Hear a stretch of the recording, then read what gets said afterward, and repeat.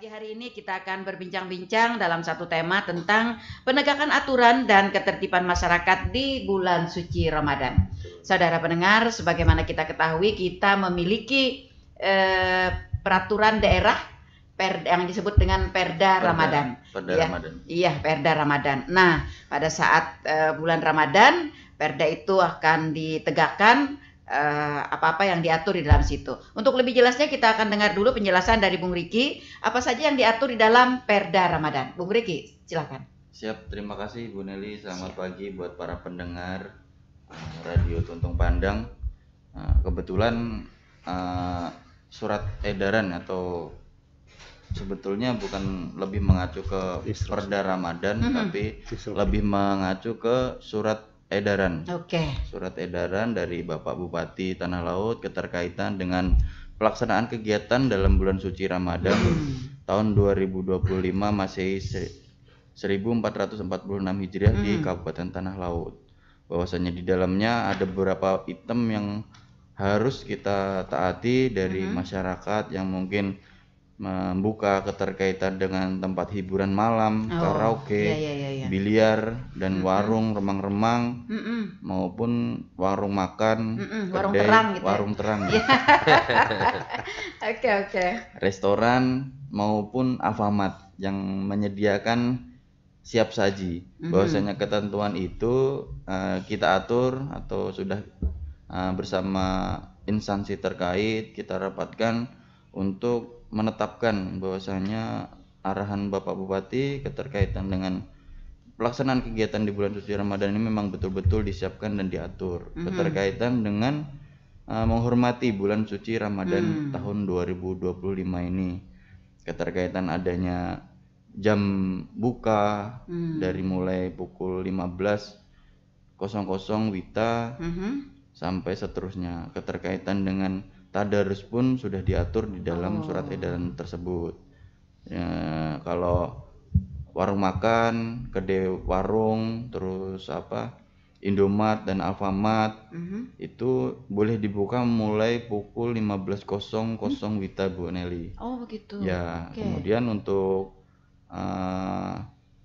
masyarakat pun dihimbau juga dan diatur juga untuk tidak makan ataupun minum ataupun merokok di tempat-tempat umum atau area terbuka pada siang hari juga.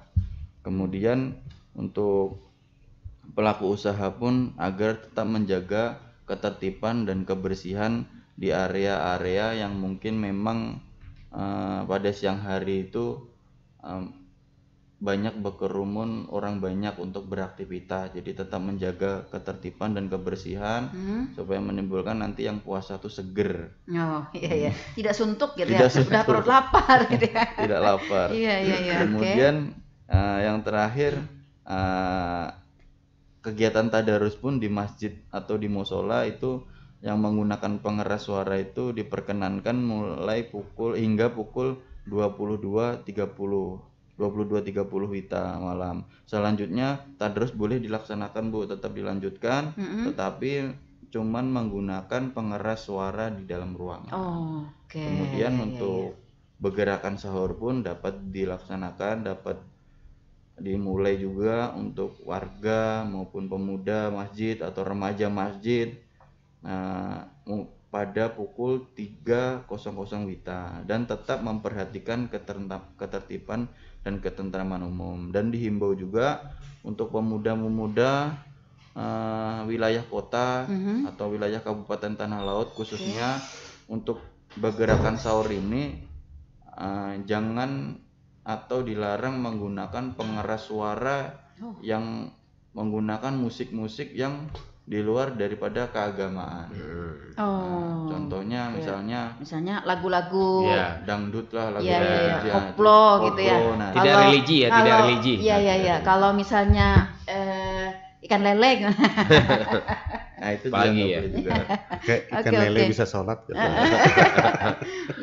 Dikait-kaitkan tuh ya. Nah, berikut demikian surat edaran itu untuk keterkaitan dengan penegakan atau penertiban pada saat bulan suci Ramadan ini. Mudah-mudahan Mudah-mudahan suci Ramadan ini berjalan dengan lancar, keberkahan dan tertib Bu selama Amin. bulan suci Ramadan ini. Mungkin itu saja Bu Nelly. Oke, baik. Bung Riki, kenapa jadi kita harus melakukan aturan itu? Ini begini, ada ada kontroversi di masyarakat kita begitu. Seperti misalnya kayak warung-warung makan, bukan warung makan sih, warung yang jualan siap saji tadi, seperti yang di Bung Riki sampaikan, orang menjual wadai, orang menjual iwak begitu. Nah, mereka kan tadi dibatasi waktu bukanya jam 15 ya. Jam 15 begitu. Nah, lalu kayak di pasar ada mereka yang sudah buka dari pagi. Ini apakah termasuk dalam ranah aturan ini atau bagaimana? Ya, baik. Sebenarnya kalau untuk di pasar ini Bu, kan karena keterkaitan dengan biasanya ibu-ibu ini kan untuk belanja untuk kebutuhan buka puasa kan pasar ini kan pagi. Gitu ya, betul. Mungkin ibu-ibu di pasar ini berjualannya pun tidak berjualan makanan yang memang sejap saji gitu. Mungkin kayak kue. Ya. Mungkin kayak... Tapi katanya ada Mas, ada katanya ya. Sampai ke sayur-sayur juga katanya pagi-pagi ada. Nah, apakah ini juga maksud saya apakah surat edaran ini mempunyai lokus yang tersendiri, artinya di luar daripada pasar, atau memang secara keseluruhan yang diatur di situ? Sebenarnya kalau mengacu pada surat edaran ini Semarang Pak Bupati sebenarnya secara keseluruhan Bu. Cuman ada juga keterkaitan dengan lokus-lokus yang memang itu sangat riskan dan tidak diperbolehkan untuk nanti misalnya kayak menimbulkan ketertarikan dari masyarakat itu. Kalau misalnya di pasar kan mungkin acil-acil aja. Udah biasa aja gitu ya. Tapi kalau memang misalnya di Angsau di pinggir jalan gitu ya, kan, dipajang wadai abang hijau kuning gitu ya, sayur-sayur dipajang kan, iya yang sudah masak gitu, sehingga menimbulkan ketertarikan dalam tanda kutip tadi, orang-orang pada kacar begitu kan maksudnya. Kalau bisa saya nambahkan gini, intinya namanya kita dalam di bulan suci Ramadan ini kan kita menahan nafsu. Betul, iya. Jadi untuk kalau yang di pasar segala macam, kalau intinya dari aturan yang ada dari surat edaran, kemudian di Perda pun ada juga untuk masalah Ramadan. Intinya yang penting tuh satu Bu, jangan membuka makan di situ di tempat. Tapi kalau dia bungkus, makan di luar, makan di rumah. Iya, rata-rata sih kayaknya dibungkus gitu ya, dibawa ke rumah atau dibawa kemana begitu. Tapi intinya satu Bu, apabila ada perda aturan perda maupun ada surat edaran dari bupati, kita kembalikan ke orangnya, ya kan? Karena bukannya kita membatasi. Kita hanya mengatur ya. Bukannya kita membatasin orang ini tidak boleh jualan. Tidak, silahkan berjualan. Tapi intinya harus secara aturan. Kan? Ikutin aturan. Aturan begini kita ikutin. Karena banyak Bu masyarakat, Pak, gimana nih Pak? Belum nih Pak, perlu duit nih, gasan hari raya. Betul. Kasihan nih, gasan lebaran kekanakan baik ya. Tapi kita tidak menutup itu, tidak menutup dalam artian silahkan berjualan tapi dengan syarat tidak boleh makan di tempat dengan ikutin aturan yang ada. Kalau bukanya jam 15, buka jam 15. Jangan dari pagi. Iya. Itu ternyata sahur kesiangan ya. Kemudian emang beli di situ, tapi nanti makannya di tempat umum misalkan. Di mana macam emang bungkus. Nah, itulah kembali ke orangnya. Kalau orang itu paham aturan, kalau itu paham agama ya. Hormatilah yang yang berpuasa. Intinya kita menghormati ya, menghormati orang yang berpuasa. Emang kebanyakan yang ibaratkan mohon maaf kayak kuli segala macam, kita tutup kemungkinan. tapi tolonglah jaga. Iya. Ya, gitu Bahkan aja. misalnya ada, karena daerah kita ini kan daerah perlintasan Betul. ya.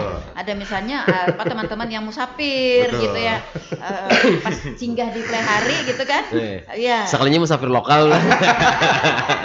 Kisahnya ya, kisahnya. Iya.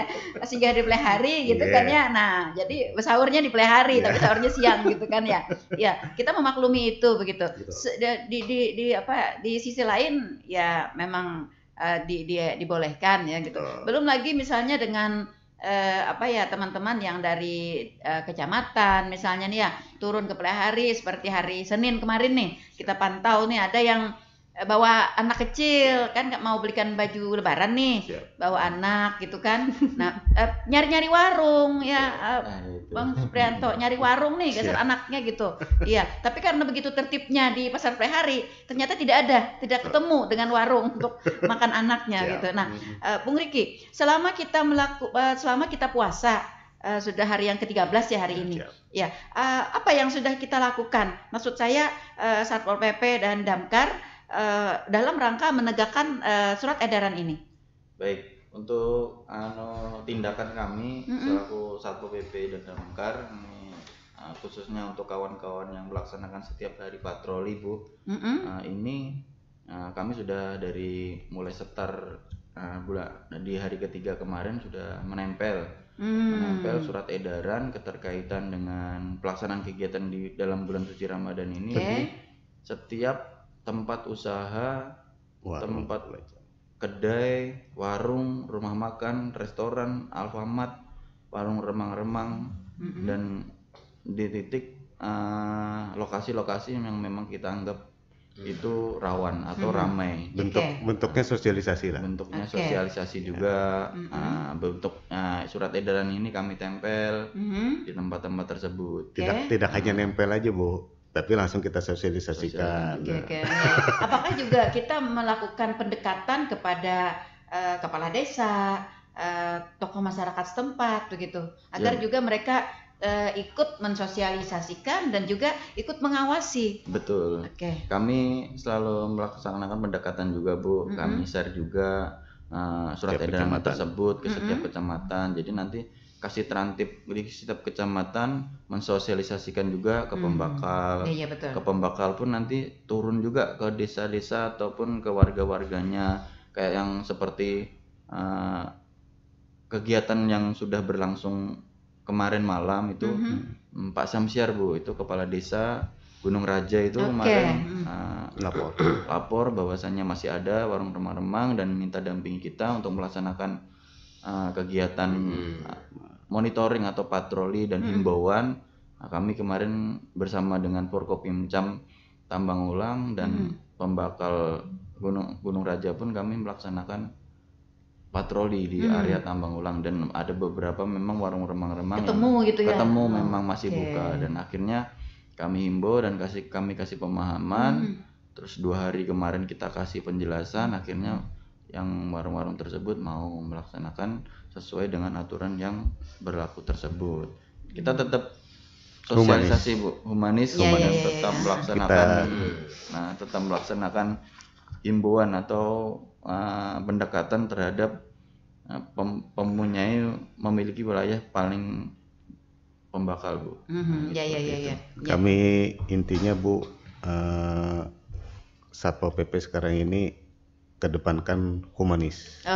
Bukan seram-seraman gitu ya. Ya, karena kan kalau image masyarakat, image selama ini. Ya, pasti menakutkan ya. Satpol PP menakutkan. Kalau sudah lihat jauh-jauh aja Satpol PP, daripada lari ya punya kecil gitu. Padahal nggak ngapa-ngapain gitu. Iya, tapi kenapa gitu ya?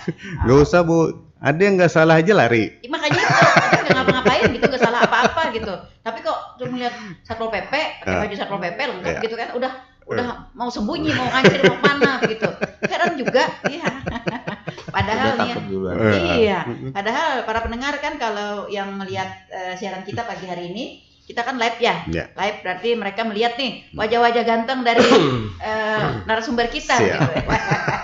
Bang Riki, kita kan mungkin kabupaten kecil Bu ya, termasuk kabupaten kecil mungkin tidak ada tempat hiburan yang besar seperti di Banjarmasin. Tapi adakah mungkin yang berpotensial di sini nih yang tempat hiburan yang ada data dari Satpol PP sendiri. Ada tempat-tempat hiburan yang ada di tanah laut ini. Yang meskipun kecil mungkin tapi mengkhawatirkan. Ya, menjadi titik-titiknya. Ada. Sebenarnya karena ya tadi kata Bu Nelly kan kabupaten kita nih sebenarnya memang kecil, cuman kita nih kabupaten perlintasan. Ya. Jadi tempat-tempat hiburan tuh transit. Ada memang yang kami anggap kebetulan ulun kan di bidang kasih pengamanan, otomatis yang kasih opsnya lah ibarat. Ulun selalu mendeteksi wilayah rawan. Jadi ada beberapa memang tempat hiburan malam itu yang ulun identifikasi masih masih buka tapi beroperasi, cuman masih diam-diam. Kebetulan untuk sampai dengan saat ini setelah kami ada tim TREN namanya, tim responsif. Jadi sebagai tim intel lah kalau untuk menganalisis potensi tersebut bahwasanya masih ada buka atau tidak. Kebetulan untuk sampai saat ini kami selama melaksanakan patroli mau terbuka maupun tertutup belum menemukan, dan masyarakat pun belum ada laporan. Sedangkan kami anggota kami itu melaksanakan piket atau patroli itu 3 kali 24 jam. Jadi otomatis kalau ada laporan pasti identifikasi bahwasannya adanya tempat-tempat hiburan malam itu pasti teridentifikasi. Sudah ada titiknya, sudah ada titiknya ya. Dan lokasi-lokasi itu pun yang kami anggap kalau kasar rawan, masih nakal lah. Iya. Sudah kami identifikasi. Cuman sampai saat ini masih aman, alhamdulillah. Oke. Nah, lalu pelaksanaan dari penertiban masyarakat ini, Bung Riki, apakah menyeluruh ke seluruh kabupaten, seluruh kecamatan, gitu, ataukah ketika kita ada pertama tadi karena adanya peta ya yang menunjukkan lokasi-lokasi yang rawan, atau misalnya ada laporan-laporan, atau misalnya ada kejadian-kejadian? Sebenarnya kalau mengidentifikasi itu Bu, kami lebih mengedepankan kalau ada laporan terlebih dahulu. Cuman tidak menutup kemungkinan bahwasanya guna daripada patroli itu kami lebih mengacu untuk mencegah dini. Karena apa Bu? Karena kalau kita menunggu laporan aja tidak patroli, nah itu yang perlu kita waspadai. Justru kalau kita patroli terus keliling di setiap kecamatan, orang pun mau berbuat segala sesuatu untuk mengganggu ketertiban umum itu berpikir. Iya, betul, seperti itu. Jadi ada pengeremnya gitu ya, karena wah ada satpol nih. Takutan dulu lah. Iya.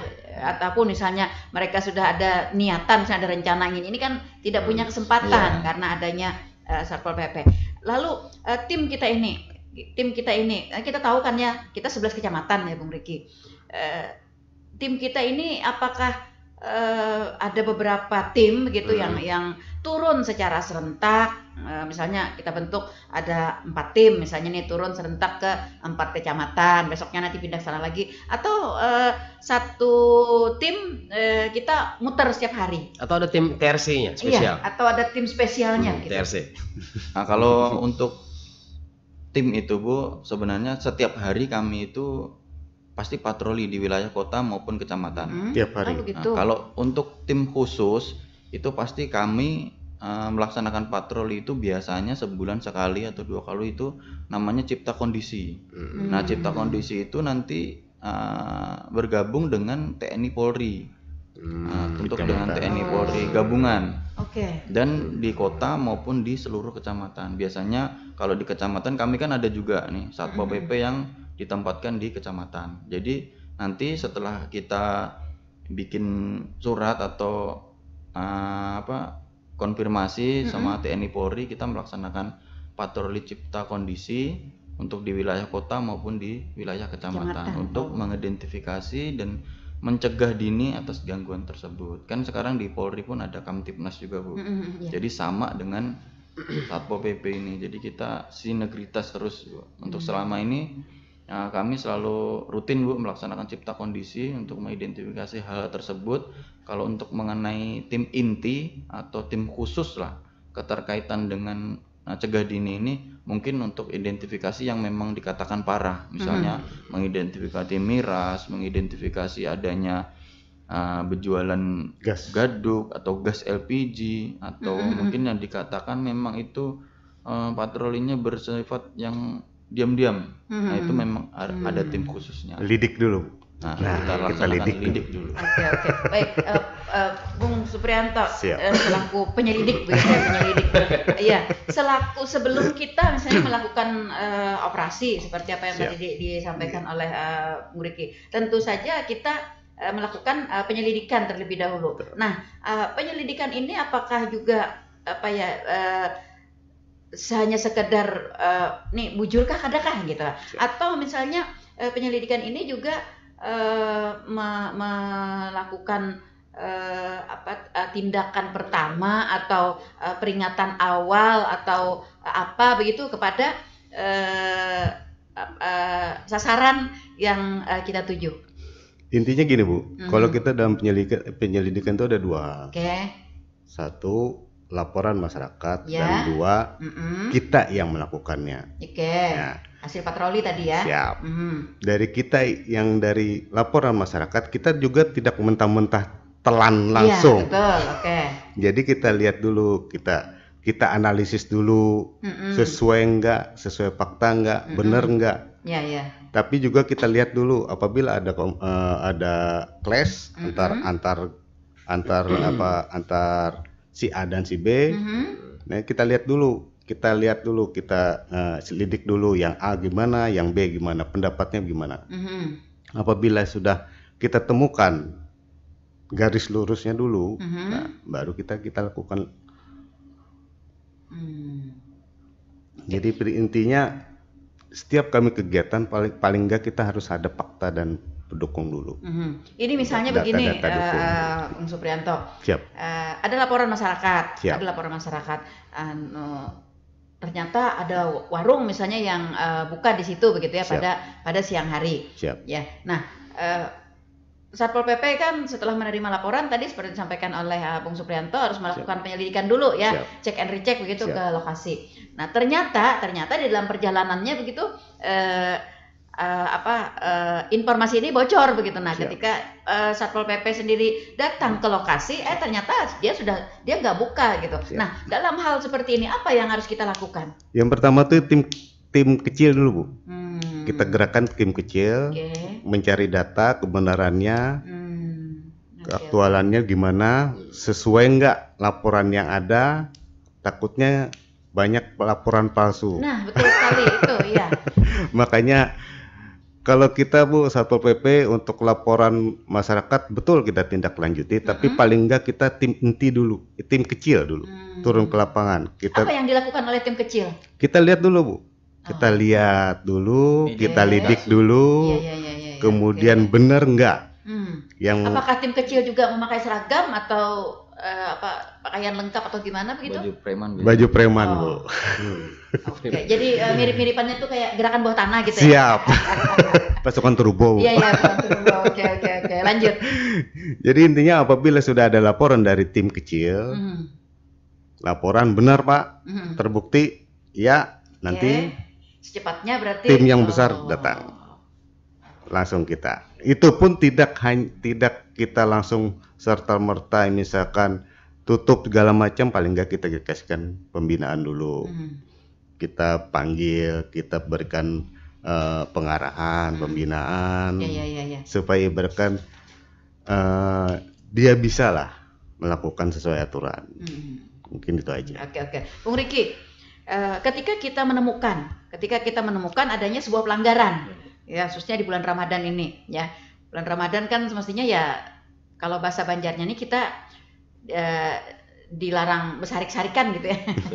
Tapi ketika kita menemukan adanya pelanggaran, misalnya warung yang tadi buka pada siang hari, kalau bahasa Banjarnya ini sekedup ya.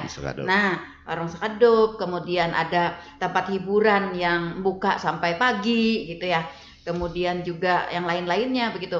Setelah kita menemukan itu, penertibannya ini berbentuk apa nih, Bung Riki? Apakah hanya sebagai peringatan atau ada sanksi apa begitu kepada para pelanggar ini? Bukan diobrak-abrik kan ya? Ya tadi Bu, pada dasarnya kan tadi sudah disampaikan bahwa Satpol PP ini sekarang lebih mengedepankan humanis. Walaupun masyarakat kita pun masih menganggap, seram. Nah, masyarakat masih menganggap dan masyarakat masih melanggar juga. Karena ya itu untuk mengatasinya Bu, sebenarnya kami kalau ada masalah, kalau ada laporan dari masyarakat untuk ditindaklanjuti itu kami ada mekanisme Bu, ada mekanisme, ada prosedur memang yang harus kita lewati. Kemudian mungkin kalau sesuai surat edaran ini, kalau misalnya ada warung yang buka memang menyalahi aturan, kita kasih pemahaman dulu pertama. Karena ada peringatan pertama ya. Karena di bulan suci Ramadan ini sangat pendek waktunya, sangat sebulan. Mungkin kalau biasanya dalam waktu pemahaman atau kita himbau itu seminggu dulu kita kasih waktu, kalau Ramadan ini paling enggak 2 hari Bu. Jadi 2 hari setelah kita kasih pemahaman, masih buka, kita kasih surat pernyataan Bu. Kasih surat pernyataan pertama, kasih surat pernyataan kedua, kasih surat pernyataan ketiga, kita panggil ketiganya. Kemudian setelah kadang mengindahkan lagi, terpaksa biasanya kami segel Bu.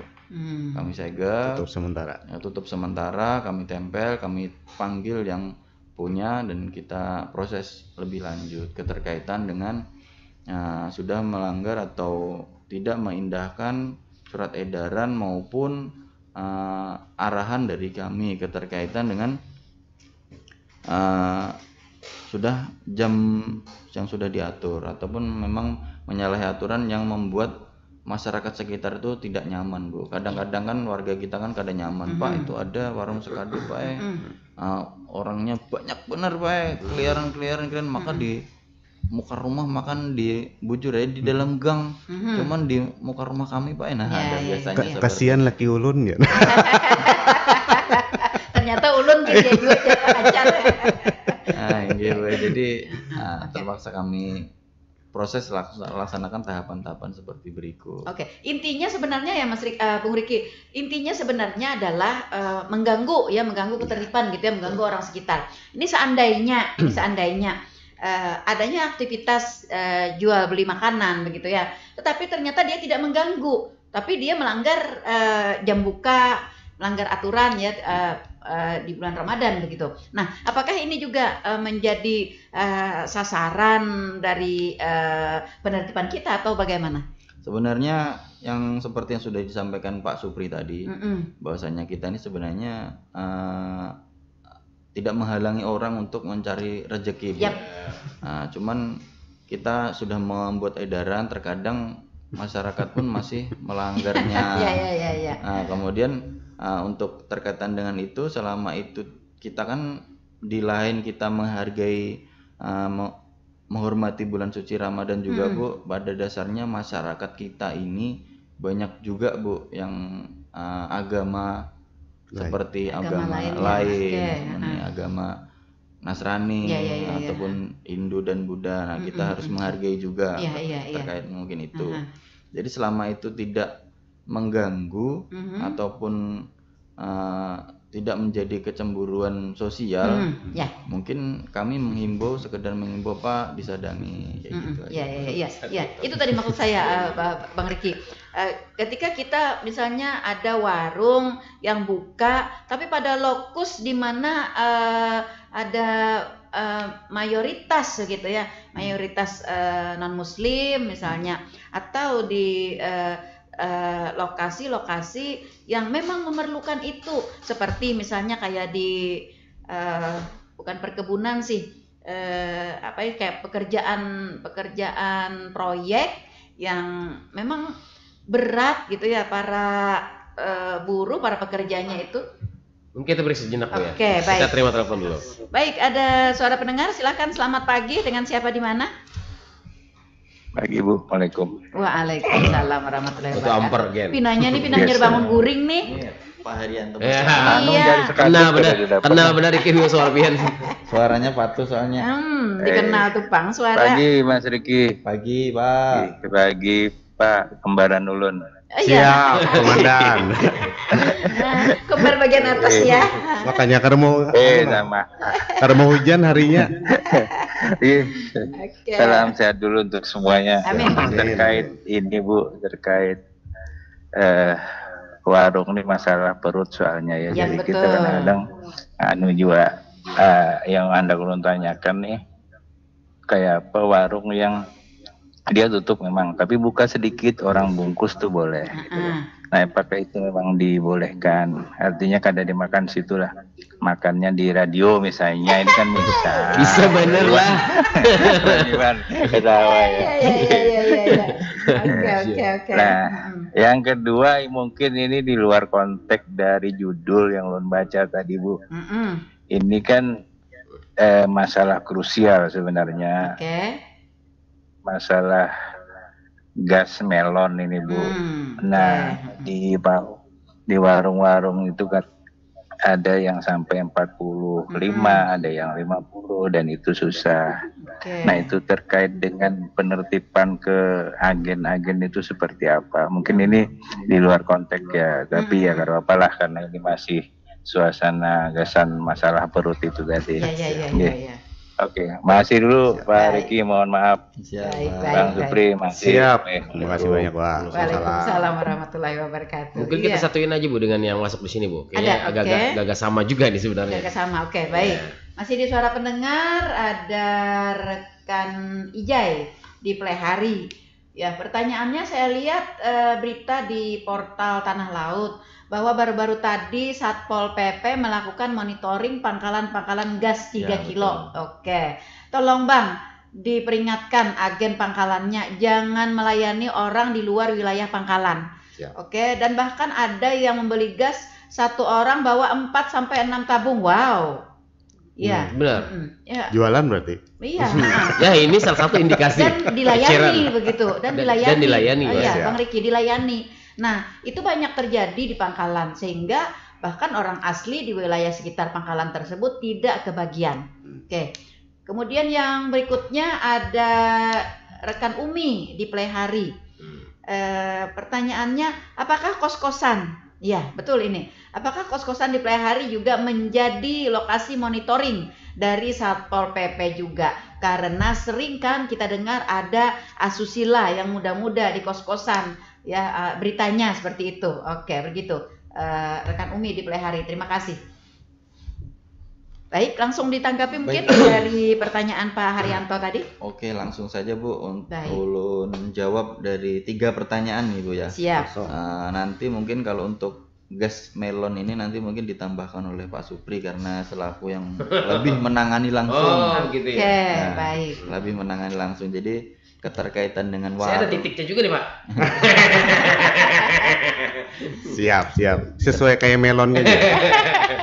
Keterkaitan dengan warung ini memang sangat krusial ya, keterkaitan dengan pertanyaan-pertanyaan di masyarakat keterkaitan dengan warung ini. Sebenarnya di surat edaran ini sudah jelas untuk restoran, rumah makan, kedai dan warung boleh buka saat menjelang berbuka puasa mulai pukul 15.00 demi menghormati bulan suci Ramadan. Sudah jelas di surat edaran tersebut. Cuman memang ya tadi kita kembalikan bahwasannya memang kalau warung tersebut memang mereka menutup warungnya dan melayani bungkus untuk khusus mungkin umat beragama Nasrani maupun segala macam pekerja orang lain perempuan lagi halangan. Lagi halangan. Nah, mungkin bisa juga boleh, kita tidak melarang juga tapi dengan ketentuan yaitu tadi menjaga ketertiban begitu konsisten, ya. Konsisten dan warung itu tutup. Konsisten. Mungkin warung lawang dibuka sedikit lah. Iya. Tadi buka pamannya banyak. Iya. Tadi kan disampaikan oleh Pak Haryanto tadi bukanya sedikit gitu. Bukanya sedikit, mungkin hanya sekadar untuk masuk aja gitu ya, bukanya sedikit. Oke, artinya yang seperti ini kita masih mentoleransi ya Bung Riki ya, masih mentoleransi dengan catatan kita berikan juga peringatan agar tetap menjaga keamanan dan ketertiban. Oke, jangan sampai nih mentang-mentang dibiarkan oleh Satpol PP begitu kan, akhirnya hari kedua agak bertandar bukanya gitu ya, melebar gitu. Itu kan kebijakan ya. Betul, karena kita juga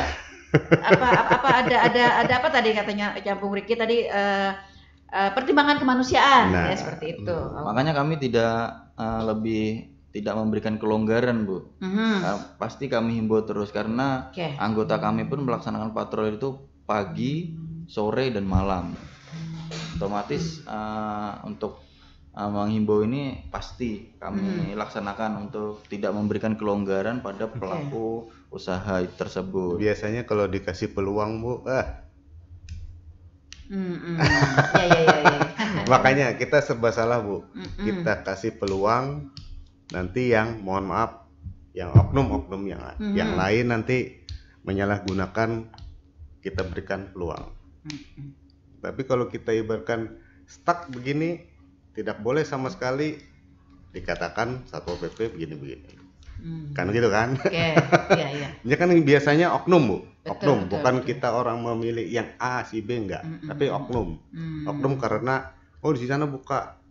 Tapi karena dia buka ibaratkan tutup separuh aja, cuma jual ibaratkan bungkus. Tapi nanti yang oknum yang lain ini hendak makan di sini aja. Nah, ada yang buka begitu tapi kali makan juga, di situ. Itu. Maksudnya tadi kan kalau misalnya kayak apa yang disampaikan oleh Pak Haryanto tadi, bukannya memang sedikit gitu Bung Riki, bukan sedikit. Orang masuk tapi makannya di dalam gitu, makan di dalam. Artinya kan aman-aman aja nih kalau untuk di luar. Nah, artinya seperti ini kan masih kita toleransi ya. Masih kita toleransi begitu sepanjang masih tetap tertib aja begitu ya.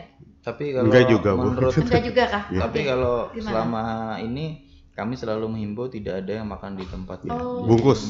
Paling enggak bungkus. Tapi di lain sisi itu juga masyarakat kita nih sudah sadar juga, Bu. Sudah tahu di Supan lah. Iya. tahun ke tahun kayaknya menurun. Memang betul. Sudah tahu di Supan. Nah, kemudian untuk pertanyaan kedua keterkaitan dengan pangkalan, ya tadi tim responsif kami sekarang ini dalam minggu-minggu ini sedang melaksanakan monitoring juga, monitoring atau melaksanakan peninjauan langsung terhadap pangkalan-pangkalan keterkaitan dengan penyaluran subsidi LPG 3 kilo tadi. Gas melon. Kan mereka di pangkalan itu sudah ada sesuai tertera kan, Bu, sesuai RT. Sudah ada aturan-aturannya, ya. Headnya berapa dan satu orang berapa yang boleh dapat gitu ya. Tujuannya ke siapa, si ke A, si G, si B, si C. Nah, kami sedang melaksanakan itu setiap hari ya Pak Supri ya. Setiap hari. Nah, nanti akan ditambahkan oleh Pak Supri lah keterkaitan gas melon ini, Bu. Begitu. Kemudian lanjut ke pertanyaan ketiga, keterkaitan dengan kos-kosan ini. Betul. Kami ada tim juga, Bu, keterkaitan mengidentifikasi ngarannya di wilayah kita ini sambatannya kasar lah, tapi itu asusila kan memang. Itu open BO, Bu. Tapi alhamdulillah terkait dengan yang dikeluhkan oleh masyarakat, yang di kos-kos ini yang biasanya anak muda-muda kumpul, biasanya berbuat asusila, alhamdulillah semakin berkurang lah, karena pada setiap malam kami pun yang kami identifikasi tadi keterkaitan dengan kos-kos yang memang kita anggap itu rawan. Tetap kita monitor begitu ya? Tetap selalu kita pantau terus dan kita monitor, walaupun itu kos-kosan yang memang kita anggap tidak rawan, kami pasti monitoring, kecuali memang kami pendekatan terhadap yang memiliki kos. Biasanya kayak di Purnawirawan itu kami memang ada melaksanakan pendekatan bahwasanya terhadap pemilik kos, Pak, kami tidak membolehkan bahwasanya anak muda yang belum mempunyai keluarga di sini. Jadi kos-kosan di sini khusus untuk yang punya keluarga.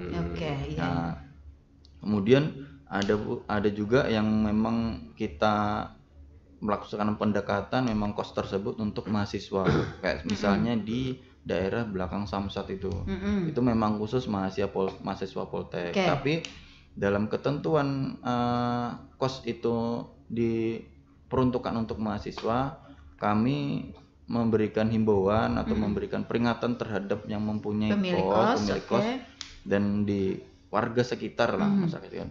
Dan warga memiliki kos pun mereka akhirnya bikin himbauan atau aturan kos. Nah, itu memang sudah kami melaksanakan pendekatan. Jadi yang memang kos itu diperuntukkan untuk bebas, kami pasti menyuruh untuk melaksanakan membuat aturan jam berkunjung maupun jam bermain maupun dan lain sebagainya lah keterkaitan dengan aturan tersebut, kecuali untuk yang memang pemilik itu kos itu diperuntukkan untuk berkeluarga. Itu aja untuk mengatasi sementara ini untuk asusila. Artinya apa yang tadi disampaikan oleh rekan Umi di Plehari ya, saat ini Satpol PP terus melakukan monitoring dan juga memantau ya titik-titik kos di mana ada kos-kosan, memberikan peringatan atau meminta kepada pemilik kos untuk ikut memberikan aturan-aturan terhadap kos-kosannya tersebut, seperti itu ya Bung Riki. Nah, lalu kalau giat operasi di tempat penginapan yang lain seperti hotel mungkin bisa ada Pak, ada juga terjadwal atau gimana? Terjadwal juga. Biasanya kami kalau di tempat-tempat penginapan itu biasanya kami pantau dari tim kami, Pak. Biasanya kalau misalnya memang itu diidentifikasi oleh tim kami memang di luar pasangan suami istri, biasanya kami ada tim kami yang merapat untuk meninjau tersebut. Bahwasanya ini memang betul-betul suami istri atau tidak. Biasanya seperti itu. Kami rutin juga, Pak. Kalau untuk identifikasi di hotel-hotel, di penginapan, di wilayah Kota Tanah Laut ini. 2025 bagaimana Pak Riki? Kalau Januari, Maret. Jangan di mana tuh? Ya di mana aja. 2025 ini. Mungkin di kos atau tempat penginapan apakah ada ditemukan dalam 2025 ini? Kalau 2025 ini sementara kalau untuk di kos sama di hotel belum ada. Cuman kalau untuk di tempat umum atau tempat terbuka sudah masih sering. Sudah ada kasusnya ya. Tapi berkurang lah, berkurang daripada 2023 dan 2024. Semakin tahun alhamdulillah. Karena baru 3 bulan kita Pak ya. Kalau 2023 2024 ya sudah lumayan lah kita, 2024-nya sudah lumayan kita, karena yang pasangan yang di taman segala macam, kemudian yang di kos-kosan itu kami pernah kita lakukan ya Pak ya. Soalnya kami selalu selalu memberikan efek jerah dengan mengupload segala sesuatunya itu di medsos, walaupun memang nanti betul. Wajahnya kita blur kan, tapi selalu kita upload di medsos guna memberi jera atau yang lain. Biasanya kami koordinasi juga sama akun sosial media yang memang followersnya banyak kan, biar supaya di follow up lah. Iya betul. Terkaitan itu. Dan setiap kami menangkap itu pasangan pemuda dan pemudi di kos, pasti langsung kami Pak Kasat minta segera aja. Kalau bisa arahan dari Pak Kasat, setelah ditemukan pacaran berduaan di dalam kos, apalagi ditemukan lagi melakukan hal-hal yang diinginkan, tidak diinginkan maksudnya. Emang diinginkan itu sebenarnya. Hal-hal yang tidak diinginkan, nanti mungkin sama Pak Kasat pasti keras, langsung panggil kedua orang tua. Langsung kayak yang di 2024 kemarin itu langsung dinikahkan. Dinikahkan di tempat langsung. Kemarin Pak Riki jadi walinya. Jadi otomatis setelah proses itu kita share di media sosial, orang pasti berpikir dengan hal tersebut, dengan memikirkan masa depan dan lain-lain. Itu. Oke, baik. Saya masih menyoal ke gas melon tadi, Bung Suprianto. Tadi disampaikan oleh rekan Ijai, ada bahkan ditemukan di satu pangkalan satu orang membawa 4 sampai 6 tabung. Nah, Ini bagaimana nih jika ada kasus seperti ini?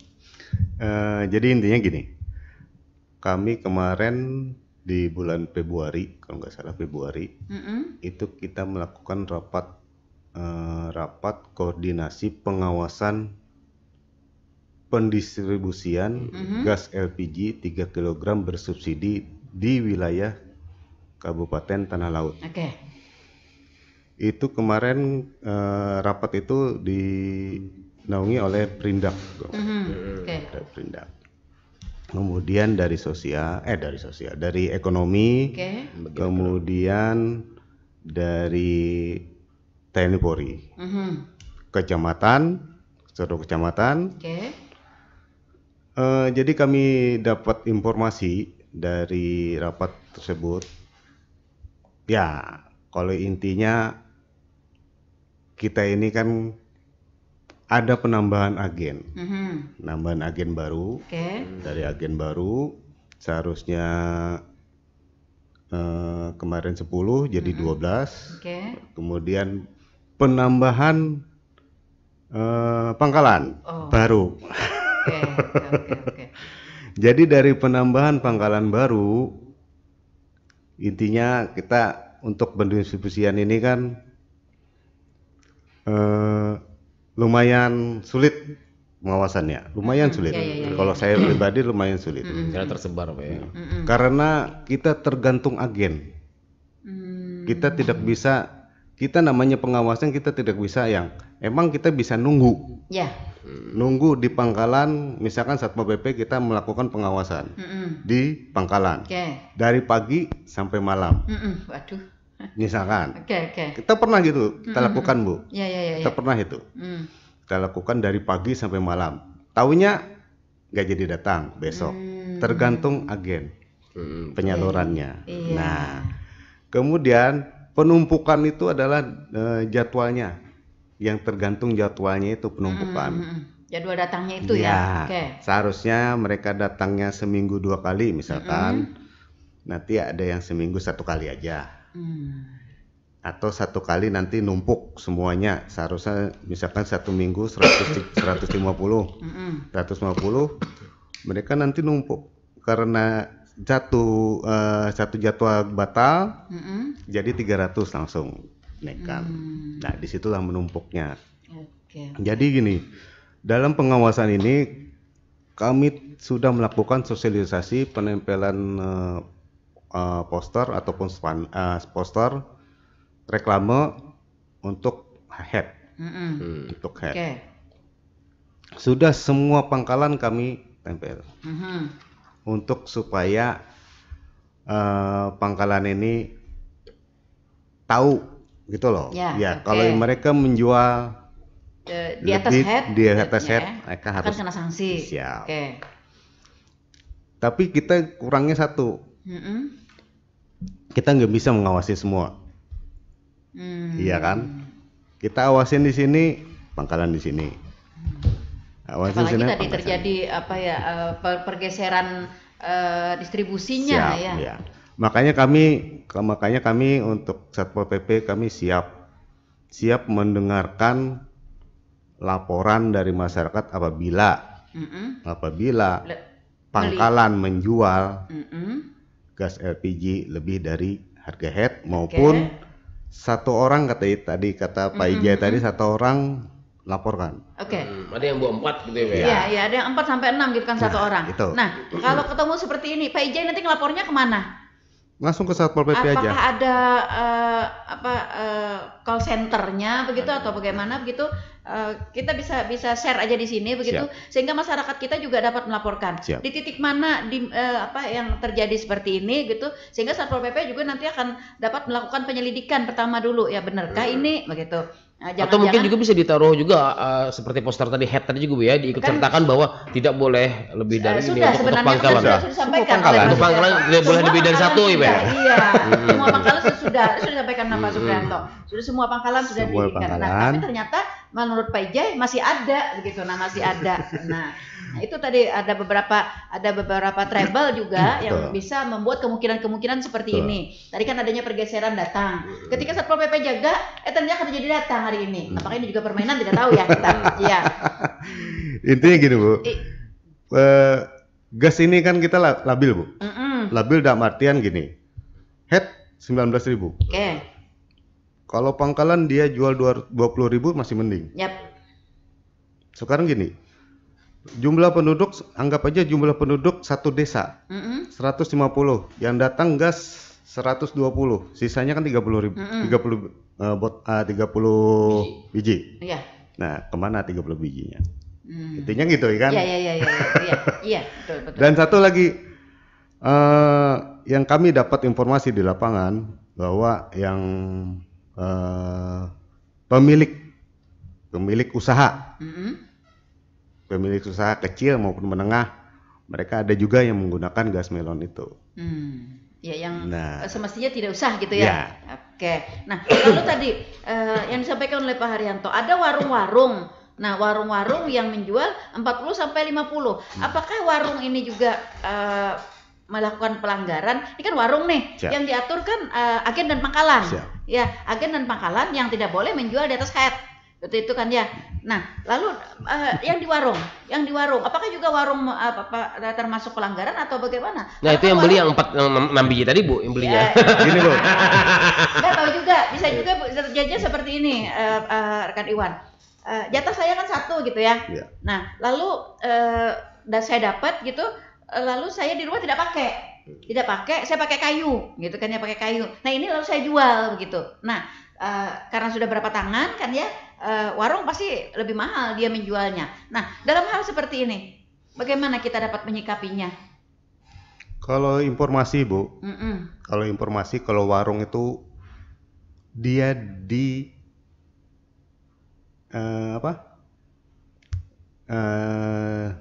tidak dibolehkan gitu ya? Bukan. Dia dititip. Bukan warungnya yang beli.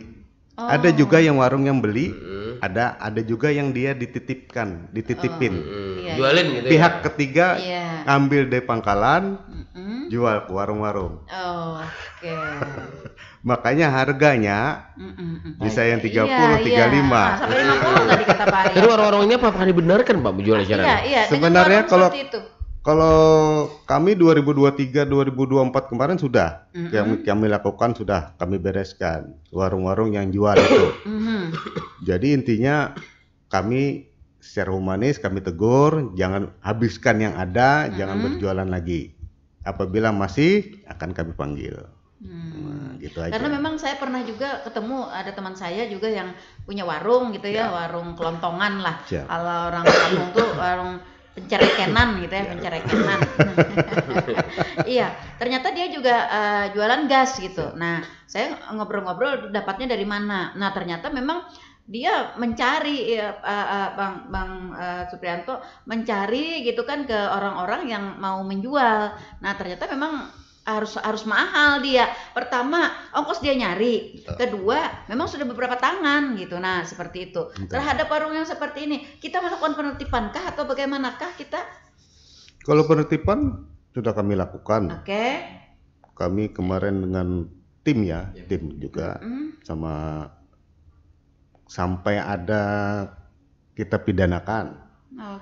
Pangkalannya 2024 kami pidanakan pangkalannya. Mereka jual keluar kabupaten. Iya. Nah, jadi itu.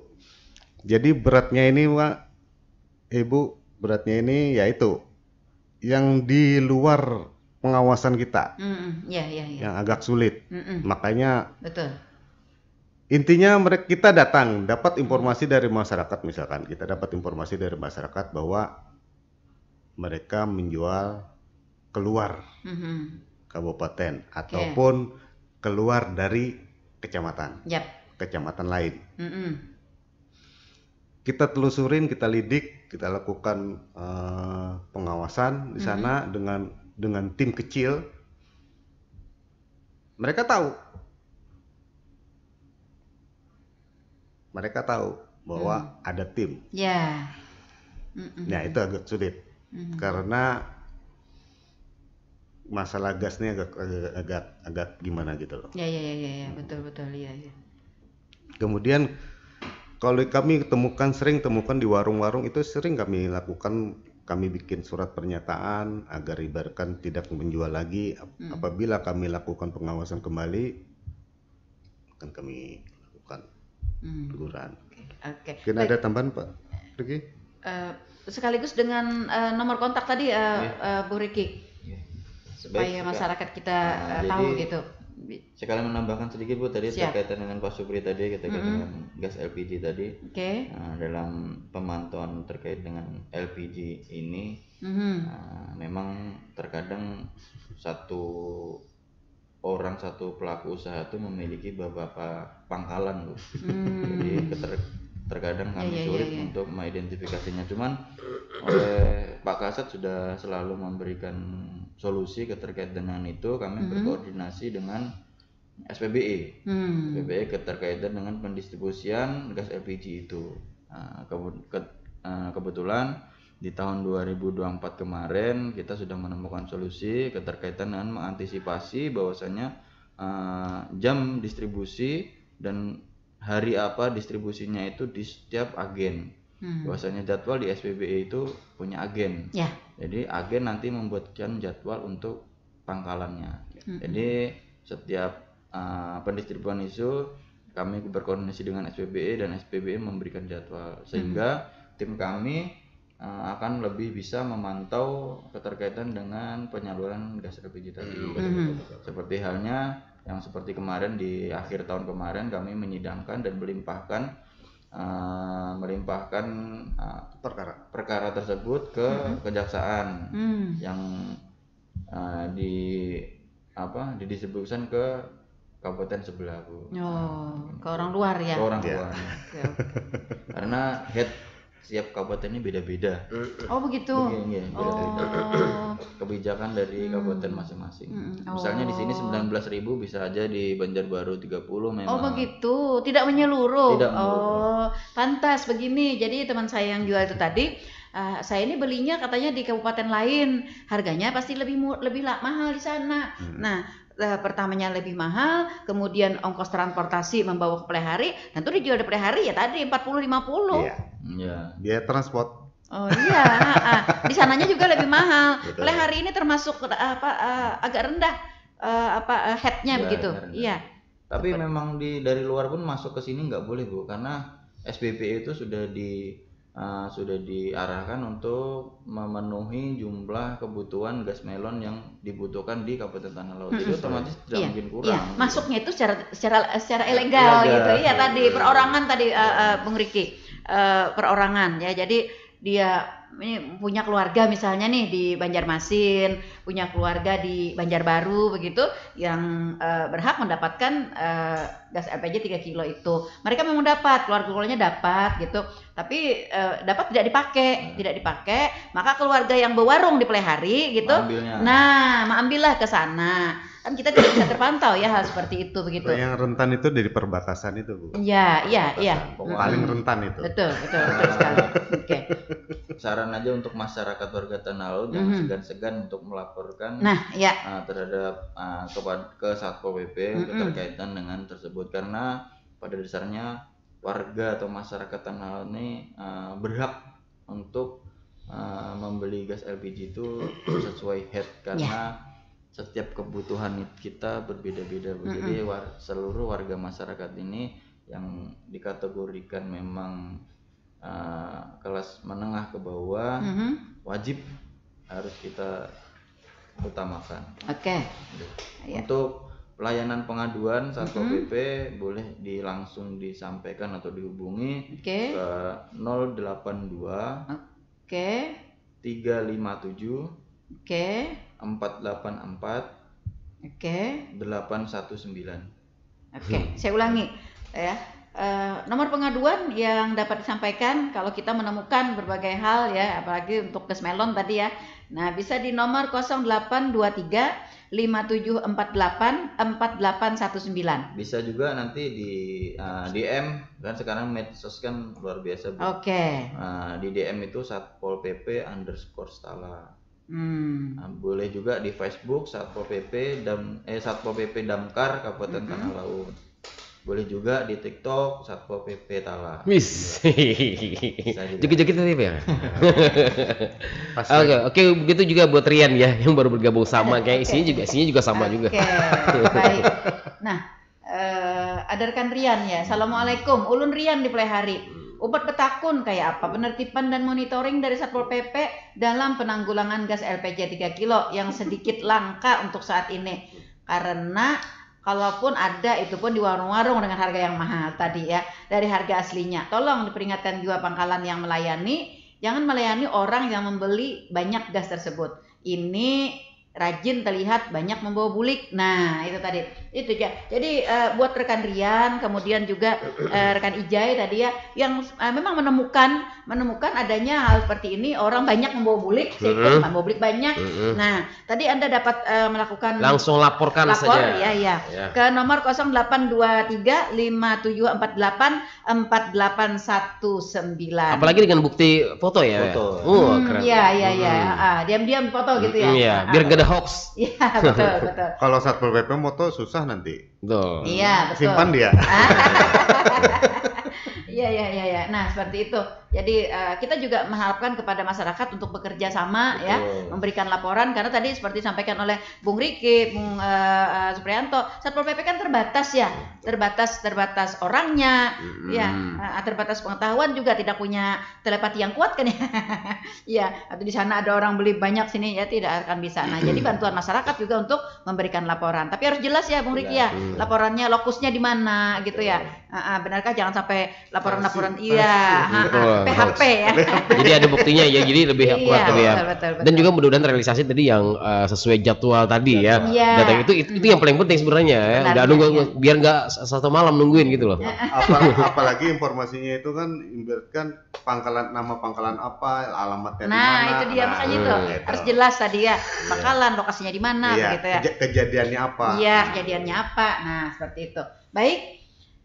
Ya, ternyata kita sudah berada di waktu yang sudah terlewatkan. Oke. Baik, Bung Riki, terakhir, apa nih himbauan-himbauan garis-garis besar sehubungan dengan surat edaran tadi berkaitan dengan ketertiban dan keamanan di bulan suci Ramadan dan juga keamanan di tanah laut pada umumnya. Baik, pada dasarnya Bu, untuk keterkaitan dengan garis besar pada pembahasan kita dari sudah 1 jam berlangsung ini tadi. Lewat. Kita himbau, kita ingatkan terhadap masyarakat bahwasanya kita harus saling mengingatkan keterkaitan dengan bulan suci Ramadan ini, keterkaitan dengan aturan surat edaran yang sudah dikeluarkan, harap dipatuhi dan dilaksanakan untuk menunjang atau mendukung kelancaran daripada kegiatan atau demi menghormati bulan suci Ramadan. Dan kemudian untuk masyarakat, pemuda dan pemudi agar dapat mengurangi keterkaitan dengan aktivitas negatif pada malam hari untuk menjaga atau memberikan rasa nyaman terhadap sesama manusia, sesama umat yang lagi melaksanakan ibadah di bulan suci Ramadan ini. Bahasanya keterkaitan dengan pelanggaran-pelanggaran perda maupun dengan gangguan-gangguan ketertiban umum di malam hari, agar masyarakat tanah laut, pemuda yang kurang setuju agar segera dapat melaksanakan atau melaporkan terhadap atau kepada Satpol PP dan Damkar di nomor telepon yang sudah tadi disebutkan. Mudahan kegiatan positif di Kabupaten Tanah Laut ini selalu terjaga dan ketentraman dan ketertiban umum selalu kita laksanakan, cegah dini selalu kita laksanakan untuk mengurangi hal-hal yang tidak diinginkan di wilayah Kabupaten Tanah Laut ini. Kita harapkan di Kabupaten Tanah Laut ini selalu terjaga keamanan dan ketertibannya. Masyarakat merasa aman, kita pun sebagai petugas akan selalu merasa bangga dan senang karena masyarakat kita merasa dilindungi dan aman. Dan mereka melaksanakan aktivitas pun merasa dijagai. Mungkin itu saja Bu, penutup dari kami. Oke, baik. Baik para pendengar, sampai di sini bincang-bincang kita di kesempatan pagi hari ini di program Talkshow Tanah Laut Menyapa bersama dengan Satpol PP dan Damkar. Mas Riki, terima kasih atas kebersamaannya.